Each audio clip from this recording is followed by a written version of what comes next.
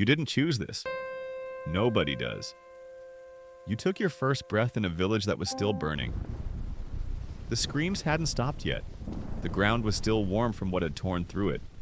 And somewhere in the chaos, a man made a decision. The most powerful man in the village. The man who was supposed to protect everyone. He chose to seal the darkness inside you, his own child. And then he was gone. And you were left. Not abandoned in the way people talk about abandonment. Not dropped at a doorstep with a note. Left in a world that knew exactly what you were carrying and chose to make you carry it alone. The village elders knew. The Jonin knew. The shopkeepers knew. They all knew. And the third Hokage looked at them and said, "Do not tell the children. Do not speak of what is inside him. Let him grow up clean." But children feel things before they understand them. And the children of the Hidden Leaf felt something wrong about you before anyone explained what it was. So they stayed away, and their parents stayed away, and you grew up in an apartment that echoed. Every footstep, every meal eaten alone, every night where the only sound was wind through a window that didn't close properly. You were 3 years old and already fluent in silence. You didn't cry about it, not because you were strong, because there was nobody to cry to. So you smiled instead. Not because anything was funny, because smiling felt like the only thing you could control in a world that had decided everything else about you before you were old enough to speak. The academy should have been a fresh start. It wasn't. You walked in and felt the room shift, not dramatically, not with pointing or shouting, just that small, precise social coldness that children learn from adults without being taught directly. Seats filling up around you, but never next to you. Group projects where nobody said your name.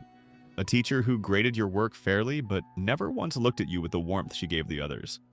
You noticed all of it. You filed it away, and you smiled. You started pulling pranks because silence was worse than punishment. When you painted the Hokage monument, they chased you through the streets screaming your name. And somewhere in that chase, in that noise, in that pure, unfiltered reaction to your existence, you felt something that almost felt like belonging. It wasn't, but it was close enough to keep going. You failed the graduation exam. The room didn't react with surprise. That was the part that stayed with you. No gasps, no sympathy. Just a quiet settling, like everyone had been waiting for the correct outcome, and you had finally delivered it. You went home. You sat on the floor of your apartment. You looked at the ceiling.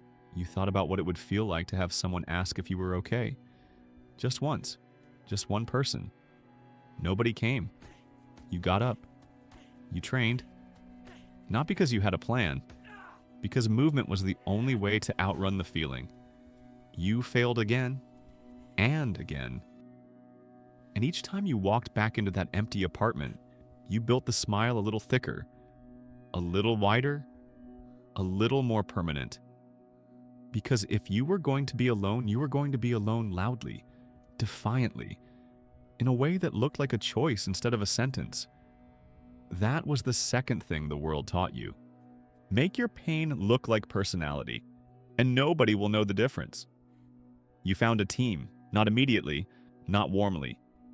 It came with friction and distance, and a sensei who showed up late and seemed vaguely annoyed by your existence at first, but he showed up. That mattered more than you ever said out loud. You found a rival. Someone who looked at you, not through you, not past you, and decided you were worth the energy of competition. Even his contempt was a form of recognition. Even his dismissal said, "I see you enough to dismiss you." That was more than most people had given you. You held onto it like a lifeline. You trained until your body gave out, and then you trained some more. You learned that the gap between who you were and who you needed to become was not fixed, that it could be closed. And that failure was not a verdict. It was a gap measurement. You closed gap after gap. You walked into battles that should have ended you. You walked out every time. Not because you were the most skilled, because you refused to stay down, and slowly, and something shifted. The faces that had looked through you started to look at you. The village that had flinched at your name started to say it differently. And you felt that warmth, real warmth, earned warmth. And the smile you wore stopped being entirely armor. For a while, it was real. For a while, you believed it could stay real. You believed you had finally outrun the cold floor. You hadn't. You had just built enough warmth on top of it that you couldn't feel it anymore. But it was still there, waiting. He left at night. You found out in the morning. Xiaomen, the specific cruelty of that timing. The fact that he didn't say goodbye, didn't give you the chance to argue or plead or throw yourself in front of his decision. Told you everything you needed to know about where you actually ranked in his world. You ran after him anyway. Not because you had been ordered to, because he was the first person who had ever treated your existence as something worth pushing against. His rivalry was the first consistent proof you had that you were real, that you occupied space, that your presence changed a room. You found him at the Valley of the End, and you fought. Not cleanly, not heroically, with everything broken and exposed and raw in a way that had nothing to do with technique and everything to do with two people who had grown up without enough and were now tearing at each other over the scraps. Kya, you lost. You went back to the village alone. And you smiled at the gate because what else do you do? You carried that failure in silence for years, not loudly, not in ways that made people uncomfortable. You carried it in the space between missions, in the moments when a room went quiet and you felt the old invisibility creeping back in. In the nights when the apartment felt too familiar and the walls had too much memory in them. You kept training, you kept moving, because the only thing worse than moving forward without him was standing still and feeling the exact weight of every person who had ever left. And there had been so many. The parents who flinched, the teachers who looked past you, the classmates who filled every seat except the one beside you. The village that needed 17 years to learn your name. You had built your entire identity around refusing to let any of that stop you. But refusing to stop is not the same as being okay. It never was. You were just very good at making the smile wide enough that nobody thought to check. You saved the world. Literally. You stood between every living person and complete annihilation, and you held the line with everything you had, with your body and your will, and the one thing nobody had ever been able to train out of you. The absolute refusal to let the people you loved face something alone. And the village screamed your name. The village that had once refused to meet your eyes. The village that had made a small boy eat alone for years and called it protection. They screamed your name and it echoed off every wall and you smiled. A real smile. The realest one. And it should have completed something. It almost did. But completion requires a beginning you can point to. And your beginning was a cold apartment and a door nobody knocked on, and a child who learned to perform joy because real joy kept getting taken away. You became Hokage. You sat in the chair. You built a family. Warmth and noise and people who stayed. Real people. Real warmth. And most mornings you look at it and it feels completely true. And some mornings the cold floor is still there. Right underneath everything. Not loudly, not catastrophically, just present. The way old injuries stay in the body long after they've healed. A specific kind of weather, a certain quality of silence. And you smile, because that is what you do. It's what you have always done. Not because you are pretending, because the smile became so load-bearing and so structural to who you are that it stopped being a choice and started being a reflex.